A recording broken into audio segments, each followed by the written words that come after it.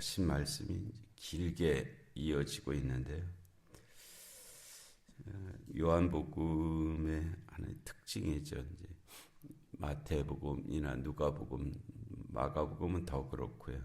어떤 사건을 중심으로 그 뜻을 말씀하시는 형식으로 그렇게 기록이 되었는데, 요한복음은 이제 사건보다는 긴 강화, 긴 말씀이 위주로 이제 그렇게 하나님의 뜻을 전하시는 그런 형태를 가지고 있습니다.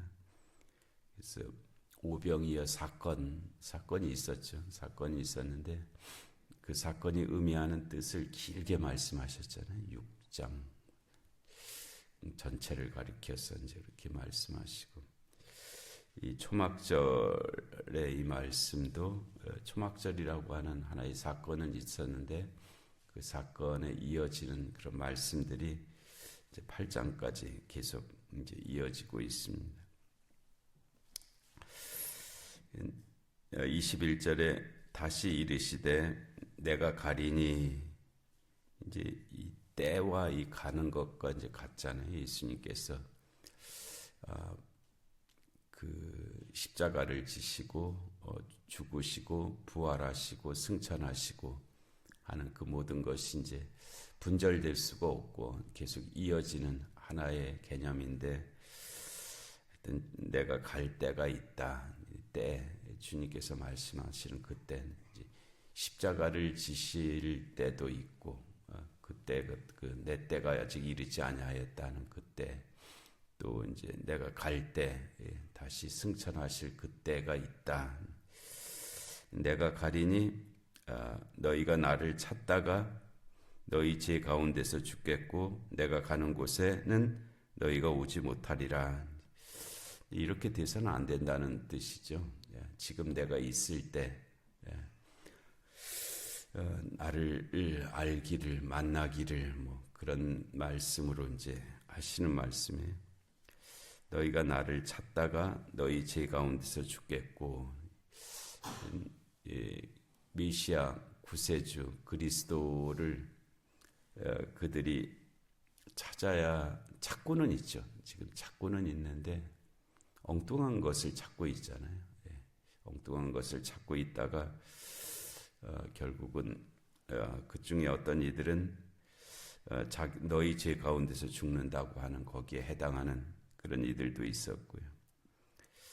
그래서 우리들도 무엇을 찾기는 찾는데 엉뚱한 데서 엉뚱한 것을 찾다가 끝내 찾지 못하는 그런 경우도 있죠. 우리가 찾고 있는 것이 이제 무엇인지 바로 알고 또 그것을 찾을 수 있으면 참 감사한 일이죠.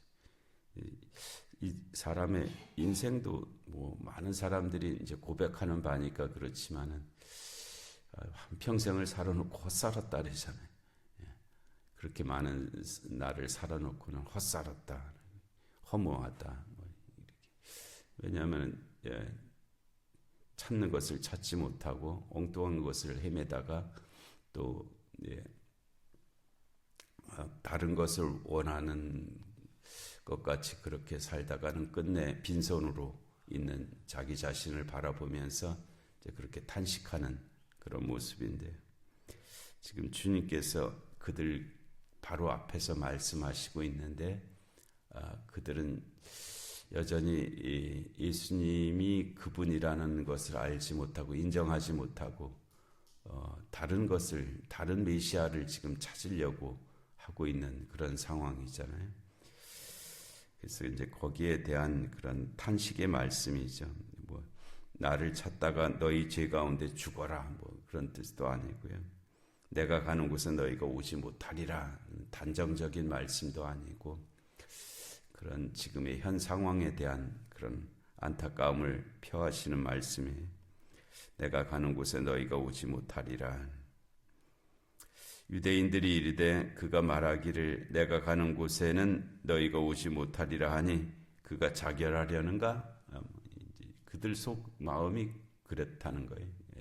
예수님과 대화를 나누고 예수님의 말씀을 듣고 있는 그 그 상황에서도 그들의 마음이 한편으로는 이렇게 어리석고 한편으로는 이렇게 강팍하고 이제 그런 상태였다는 거죠. 우리가 우리는 꿈에서 예수님 한 번만이라도 보면 엄청나게 잘 믿을 것 같잖아요. 그냥 우리의 모든 의심과 불확실 또는 결단하지 못함 그런 문제들이 일순간에 해결되면서 어떤 믿음의 단계로 나아갈 것 같은 그런 생각인데, 이들은 그들 앞에서 예수님이 친히 지금 말씀하시는데도 불구하고 예수님의 말씀에 대해서 자결하려는가? 이렇게 듣고 있다는 거예요. 예수님의 말씀을 그렇게밖에는 듣지 못하는 그런 상태에 있다는 거죠. 예수께서 이르시되 너희는 아래에서 났고 나는 위에서 났으며 너희는 이 세상에 속하였고 나는 이 세상에 속하지 아니하였느니라. 이제 공간적인 개념을 말씀하시는 것은 아닙니다. 여기서 위 아래 이제 공간적인 그런 표현이기는 하지만은 그렇다고 이 공간적인 것을 말씀하시는 것은 아니고요. 이제 그 진리의 미침에 관한 것이죠. 진리를 아는 것, 깨닫는 것, 받아들이는 것은 위라는 개념이고요. 아래는 이제 그것과 상대적인 그런 개념이 이제 아래 또는 이 세상 이렇게 표현하시는 말씀인데, 우리가 지금 공간적으로는 같은 공간에 있잖아요, 그렇죠? 다 같은 공간에 있는데 우리의 생각은 또 다를 수도 있습니다. 어떤 사람은 위에 있을 수도 있고 어떤 사람은 아래에 있을 수도 있고 이제 그렇죠. 지금 유대인과 예수님도 같은 공간에 있잖아요. 같은 공간에 있지만은 너희들이 나를 만나지 못하고 있다. 왜냐하면 나는 위에 있고 너희는 아래에 있기 때문이다. 이게 무슨 우등한 차별을 가리키는, 우열을 가리키는 말씀이 아니고요. 지금 상황이 그러하다 하는 그런 말씀을 하시고 있는 거예요. 오히려 이 성전에 있는 유대인들은 자기들이 위에 있다고 생각했을 겁니다. 자기들이 위에 있고 지금 자기 자신들 앞에서 말하는 저 갈릴리 출신의 저는 자신들의 미치지 못하는 이라고 그렇게 여기고 있을 거예요. 형편없는 말을 하고 있는 이 자칭 선지자라고 하는 이라고 자기들 아래에 있다라고 그렇게 이제 여기고 있을 터인데요. 그러므로 내가 너에게 말하기를 너희가 너희 죄 가운데서 죽으리라 하였노라. 너희가 만일 내가 그인 줄 믿지 아니하면 너희 죄 가운데서 죽으리라. 내가 그가 이제 25절에도 같은 말씀을 하시는데, 그들이 말하되 네가 누구냐? 예수께서 이르시되 나는 처음부터 너에게 말하여 온 자니라 라고 그를 이제 설명을 하시고 있죠. 처음부터 너에게 말하여 온 자, 또는 내가 그인 줄을 믿지 아니하면, 이것이 이제 아르케라고 하는 개념이죠. 처음은 절대적인 처음입니다. 상대적인 처음이 아니고요.